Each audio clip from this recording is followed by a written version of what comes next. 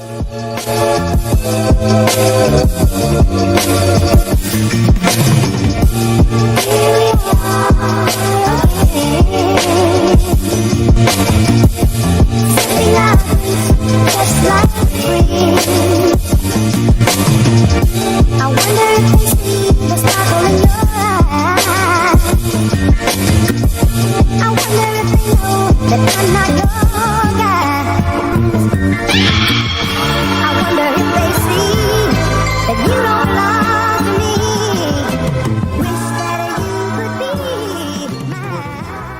Diana, hi. So I'm really happy that you just were even open to doing this. Knowing you, knowing your story, uh, knowing your transition, getting to witness it has been so empowering as a woman. No, really, I mean it. You're gonna make me cry already? We can start crying, right? We can start crying now. Where's the tissues? But would you be able to kind of walk us through your journey from, the typical 9 to 5 social work world to this now new, very busy entrepreneurial world that you have going on now? Wow. So thank you for that. So yeah, where do I start? I guess about 2 or 3 years ago, I really started reevaluating my life and I started listening to my intuition. And I had an honest conversation with myself. And what that looked like, it was very random because you think like you see in the movies, like, like today is a did you right? It just like a typical morning, and I was just like, oh, I don't want to go to work this early. As you know, our hours are crazy. That's why I'm not there. But sending love, no shade. But the hours were long, and my days were really early, and I was like, yo, I don't want to do this, right? And so I just started having a conversation with myself, and it was a very honest like conversation, like, what don't you like about your life? Like, and I was just like, I don't want to go to work. And now, yo, say, sign me up, right? And then I guess my higher self at the time was like, okay, tell me more. And I'm like, I don't like my relationship. I don't like where I live. I don't like where I'm at. And, it just started from there. And I just really had to have an honest conversation. So it really starts there, the transformation. It starts with you just being authentic to everything that you're feeling and just kind of like whether you talk it out, write it out with a therapist or whatever. For me, it was just like sitting at the edge of my bed at 4:45 alarm clock. And I was like, this shit is ghetto. So, yeah. And so when you talk about like having an honest conversation with yourself, I feel like a lot of people don't know how to do that because we try to bury what we don't want to feel. So what were you able to pull out during that time? Like as you were navigating, like you're literally at work, right? You have your kids, you have your life, you have everything that's still happening. Right. How are you able to kind of peel back the layers and be like, I need to prioritize this while you have to still prioritize everything else in your life? Right. I think I just continued to write down and reflect on all the things that I want to do. So I know what I didn't like, right? So I started writing things down. I'm like, okay, I don't like where my marriage is at. I don't like the type of job I have and the hours. I don't like, that I have a few extra pounds. And it was like a long ass fucking list. And I'm like, shit. But on the outside, you see me, I showed up to work, and I give it my all. And I think in working, in social work for so many years, I did 23 years of social work and I still do it.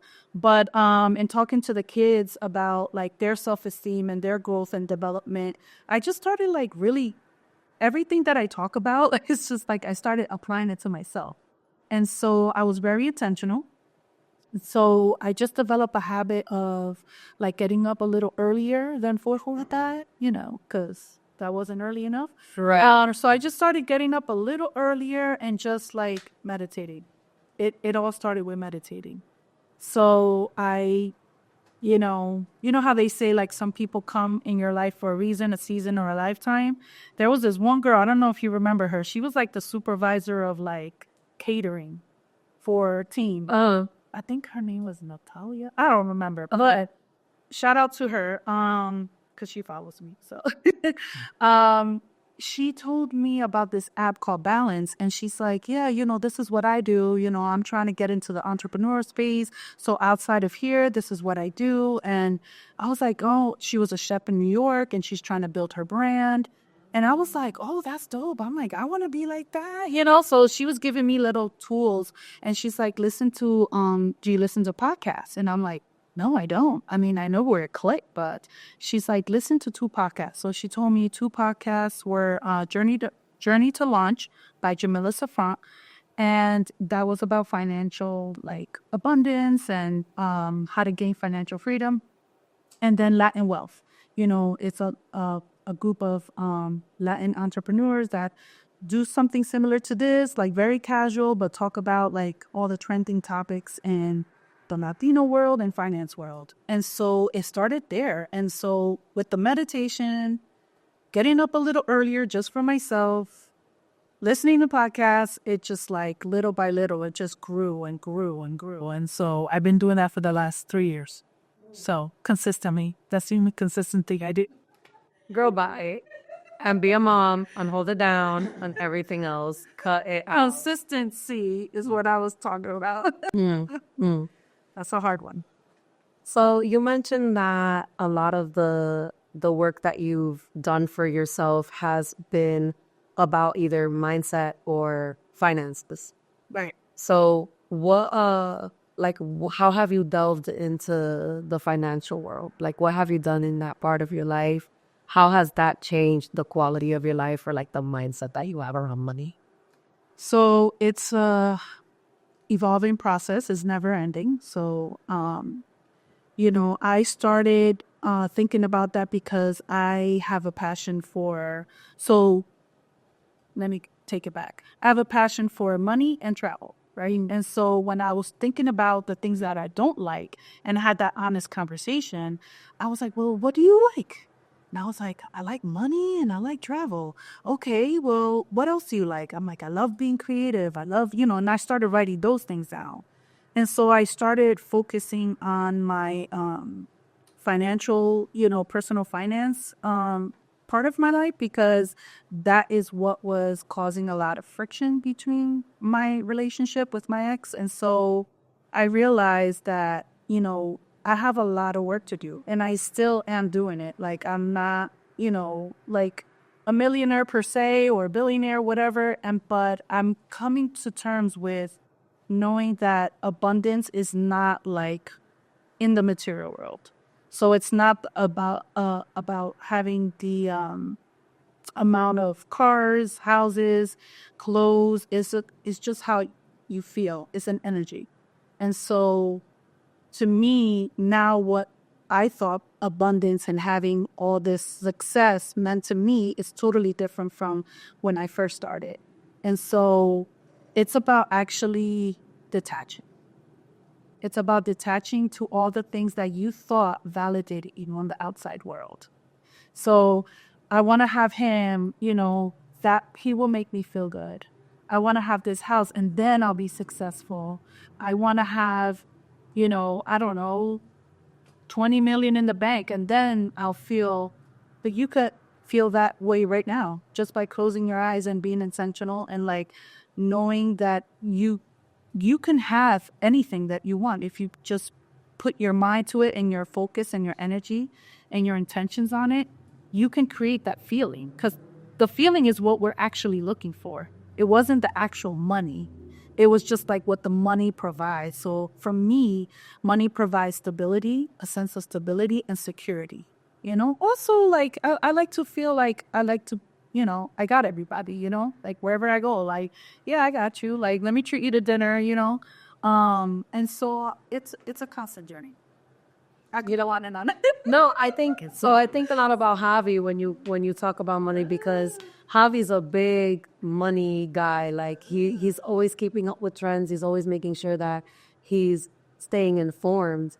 So I wanted to kind of just, I hear the mindset part and the it's not real part, you know, where it's like I'm not chasing real physical money. I'm not chasing the paper. It's a state of being. Right.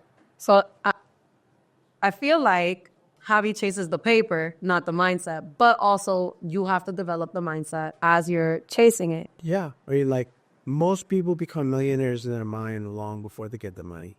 It's like that story with Jim Carrey where he wrote himself that $10 million check, you know, like years before he ever had the money for us. Because it's a mindset. He changed his perspective.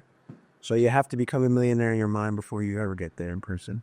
And then the rest will pave the way, because you wake up like you said, when you said waking up earlier, like some people won't do that. Some people won't even wake up at 5 a.m., let alone 4:30, 4 o'clock in the morning. Because that takes a lot of discipline. Like, you have to go throughout your day mindful, like I have to be at home at a certain time. Especially for my generation that we love to doom scroll on social media all day. And like, I'm guilty. Like, sometimes when you're on the phone, 2.5 hours goes by like that. Just scrolling on stupid shit on Instagram or TikTok, you know, and it's just... I have a little hack for that, a really quick hack. So when you think about your day, we all have 24 hours, right? Beyonce got 24 hours, right? Last time I checked, right? Oprah. I don't know. Who's your, like, inspiring, like, person? Patrick Bet-David is a big inspiration for me. He has 24 hours. Who's yours? Oprah. She has 24 hours. And so there is a thing of green time and then the red time. I think I'm saying that right. So the green is the time that you spend intentionally making money, that makes you money, right? Like, so whatever you're doing throughout the day, is it in the green bucket or is it in the red? The red is just like the mindless scrolling, not really having an intention for the day, not setting yourself up like, you know, little fillers, but we can get caught up in the little fillers that turn into, like, you know, when I open up TikTok at 9 o'clock at night. And all of a sudden it's midnight. Yeah. They'll have to be up in 4 hours. Yeah, but you have to also understand that that's part of the matrix. All right. Oh, 100%. Yeah. Part of the matrix. What do you mean? Now we're talking. There's this. Javi, take it away. Oh my goodness. That's why, I mean, first of all, I've doom scrolled, but I haven't done that for a while because I definitely understand how crazy the matrix is when it comes to that. And it's just mindless. Like, the things that people do that go viral is so ridiculous to me. And that's what people choose to, like, laugh at and, like, be engaged with. But, like, the real, like, content teaching you how to become rich, how to become wealthy, how to change your mindset, nobody cares. Yeah, it's not as sexy. No, and it's so crazy. We all want to be sexy. We all want to be sexy. We're all sexy. We are. But a lot of us want an escape. And some people are too young for the drugs and alcohol, so TikTok is a drug to them. Because, you know, it defries your dopamine receptors. So that it's just crazy. It's just crazy how social media destroys your mindset. So the matrix is pretty much all the systemic things that are put in place to, you know, give you a certain kind of conditioning, whether it's, you know, your 9 to 5, the American dream, you do this, you work hard, you go to college, you do all that. All those things that, you know, we've seen time and time again is not really like the truth. And right. So right. It's just unlearning. There's a lot of unlearning in your healing journey. There's a lot of detachment. And there's a lot of unlearning. So you basically have to reparent yourself. So as I'm like raising 2 boys that are 7 and 8, I'm also like raising me too. Because all I've known is like, well, I gotta work hard. I gotta, you know. So everything that I've done up to this part, so I was the first in my immediate family to go to college and then to get a master's degree, to make the most money. What else? To become a professional, you know, working professional. What else? Just so many things. But when I had that like epiphany and the honest conversation, I'm like, yo, that wasn't like your goals. That was like to make your mom proud. You check that family's goals. Yeah, you check that off. Like, okay, check, you did it. So you're feeling unfulfilled because they weren't yours. And it's okay. Like, you know now, so you do better, right? You know better, you do better. And so I was like, oh my God, that wasn't my goal. Like, that's why I don't feel fulfilled that I achieved it, because it wasn't my dream. It was just like somebody else's dream. So it's just a lot of layers to unpack. But I would say, like, the first thing that, if anyone wants to like just upgrade themselves and just change the trajectory to their life and live in their higher purpose, I would say, like, start out with that honest conversation, and also heal your inner child. Can you explain what that means for people who? And I'm asking because, you know, there are a lot of terms that now get thrown around, Like shadow work. or like energy, Yeah. and so I want people to get a better understanding of that. You've been in that space as a social worker, like you've been in that space where you understand what it means to heal your inner child. There are some people who don't even acknowledge that they have an inner child. So can you kind of just explain what it is, but also maybe tell us a little bit about your healing? Okay. So healing the inner child is basically this idea that, we were all little kids, right? And you come into this earth like pure love, like we're all love. We're all whole, and we're always whole. But what happens is that you grow up and you go through life, right? And you start to experience different things. And as you're growing up, your perception of things are molded by those experiences. Some are positive and some are negative. But we're all like little kids inside still in a grown-up body. So there are times that you may have experienced like a traumatic event at age 3, and Avi, maybe yours was at age 13. Mine was like when my parents divorced. So I'm talking to I think I was like 6 at the time. And so healing your inner child is about exploring those parts of you that you never reconciled with, you never held space for, it gets deep. I see your face. That's just like, oh my God. No, because it's true. And it's important. It's an important word. Yeah. Yeah. So you start there because that dictates your narrative for the rest of your life, your adult life. When you don't, that little version of you is always going to come out. And when you get triggered, by the way, so I'll share a little bit like where I learned all this from. This is all new to me. But even though I was in the social work space, I recently, got together with a life coach, and he's phenomenal. And so I learned all these theories and stuff. But there's a version of you that, there's versions of you that are unhealed, and it's based on what happened and what was your perception on it. And so sometimes when somebody triggers you, they're triggering that part of that needs a little, TLC. Love. Yeah. Yeah. The parts of you that were not loved as a child. Right. So whether it's like fear of rejection, like somebody talks nasty to you, like whatever, all those things, and you react to it, you're like, what the hell, it's all teaching you something. There's a lesson in everything in life. So if you look at life as a playground, you're like, you wake up with a new look on it. Like, you're like, wow, like this really is like a freaking, what do I call it? Like, I'll say a playground, but it's just like a big opportunity to explore different parts of myself. And that's why I'm here today, because I love being in a creative space. Anything that I can like build from nothing, whether it's drawing, whether it's singing, whether it's meeting new people. Like, I love this shit. Even though I'm scared to do it, but I know that it's tapping into my innate like abilities. And so the more you like harness that, like the more you play with life and make it fun, like, yeah, you're gonna fall, your life is gonna life. But like the more you're like, you know what, like this is here to teach me something about myself. So okay, if I look at it through that lens, then it's not so bad. But, we're more like, if you're not self-aware, like everything is like reactive, like everything. Everyone is unhinged and everybody's like, and that's what you see in society today. So I just decided to kind of detach from that. Detached from society. That sounds amazing, actually. I would love to detach from society more often, for sure. No, I mean, not completely, because we're all here to love on each other and build. And, like this podcast, the space that you guys are doing, what you're doing here is like a little snippet of that.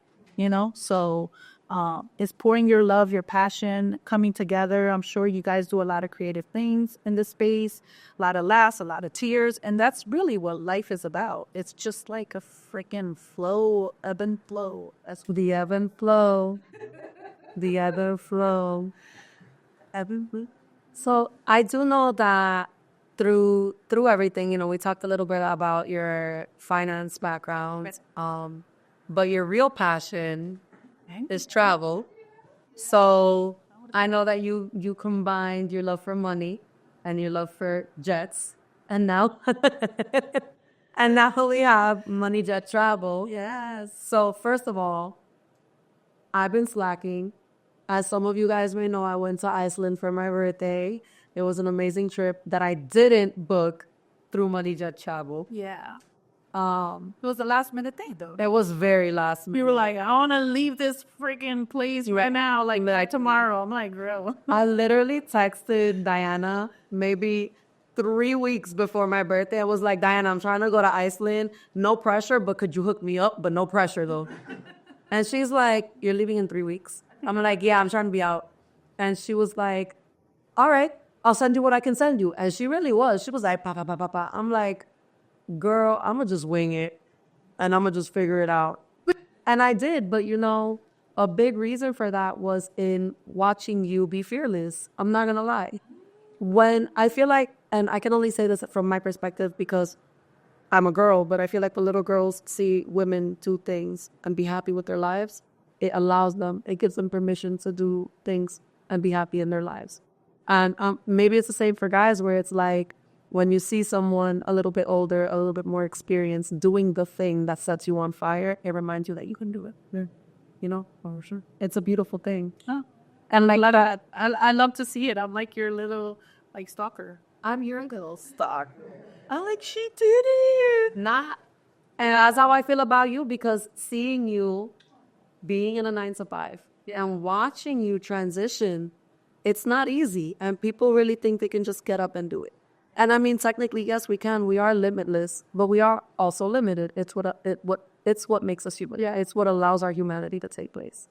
But for the people who don't know, can you tell us a little bit about Money Jet Travel and why they should go with you and not doing things by themselves, all reckless, paying $175 for a taxi because they didn't know no better? Help them avoid these issues. Help them, Diana. Help the people. So the concept around Money Jet Travel was, like I mentioned, my passion for money and travel. And so the idea is elevating your travel lifestyle by getting your money right, hopping on a jet, traveling the world. And so I have a deep passion for redefining what wealth looks like to us. And a lot of people, when they come to me, they're like, oh, I checked in Expedia, but whatever, I can't really pay like all the way right now. You think you can make me a little payment plan? And I'm like, sure, but we talk about money, right? That's like the start of the conversation. If they want to, I don't push it down on nobody, but, and I talk about like how being intentional and being, wait, can you pause? No. What, are you tired? No, I was not tired. And so I started out with providing that service, like whether you want financial planning or you want to travel and you want to fund your vacation and your lifestyle that way, I could give you the tools and resources to execute that. And then that just from my own personal story, I used to always tap out on my pension and credit cards and do all these crazy things to fund my travel. I'm not into designer bags or shoes. My love language is meet me in Dubai. I don't know. That's right. I know that's right. Let's get to know each other on the way, B. Nah, take me to Morocco, baby. Yeah, so I think for me, I do have a little plaque on my house that says travel is the only thing that you purchase and it makes you richer. So I thought that was good. It's true. Yeah, so just experiencing the world, getting to know different kind of people, connecting to them and you know, how they do things, and you start to realize that they're no different. Like we're all humankind. We're all one. Like we're just in different little spaces. But I do have a deep passion for travel, and I love like literally like I get like a kick out of like seeing people travel and enjoy themselves. But I'm focusing more because of the time constraints. I'm focusing more on group travel because like individual travel, or if you're going away with your girl, like you can book it online, of course, but you won't get the personalized service that you do with me. But you could call me at any time. I stalk you during your trip on WhatsApp, but I'm focused on like group trips. So if you're wanting me to, put together like a whole itinerary, and just handle all the logistics around group travel, like I do that. So Yeah. it would be good, like, if I was interested in doing a retreat, Yeah. So holistic. yeah. So I don't know if I told you, but I was cultivating a little Tulum retreat well, it was originally in December, but it got pushed back because of personal reasons. But it's still open and it's still a possibility, and it's in Tulum, and I already have the venue. I just need the heads, like the That's what I fill the space. That's higher. and I could send you all the information. We're in a Ninga. Yeah. All right. Well, Diana, I'm gonna tell you, number one, thank you. Thank you for coming on. Number two, I think we need more time. So we're gonna have to So they gotta come on. So I need to come we're gonna on. have to get That's it. back on. Yeah, 100% with me. We're gonna I'm gonna sub in. Diana told me, little sneak preview. Diana told me that she gonna come back with some swag for the team. So you already know we're gonna be money jet traveled out. But Diana, I just want to thank you for your rawness. This is 5% of who you are. 5 tiny percent. The depth in this woman, the conversations that she's able to lend you, are. It went by fast. Like, what the hell? I feel like it was 10 minutes. It was an hour. Joe, what's in that? A little under an hour, but as we usually do, we do right now under Mucho. about 40. Just enough. Just enough. Just enough. But it's just, it's a teaser for the next one. Thank you so much for coming out. Yep, we appreciate you. Thank you. You always This is episode 300 and something. it is so. Mine 307. This is episode number 1 for Diana. Hello. Run it up, run it up, run it up, run it up, run it up. Thank you. Yeah. Make sure y'all follow my homegirl. Drop the handle. Money Jet Travel, just like it is. And you could visit my website. I still need help with my website. It's Plug in Jersey Media, baby. but I did it myself because, I like to explore. So Lock it. you guys can review my page and give me feedback. But yeah, I did it myself. I didn't want to pay. Woman empowerment, baby. That's what we're here for. Because it's my creative side. So I was like, you know what? Let me see if I could channel it. So anyway, moneyjettravel.com, Instagram, moneyjettravel, and on Facebook. Hey, Yeah. Thank you. you already know, y'all. See you next time. See you. Peace. Bye.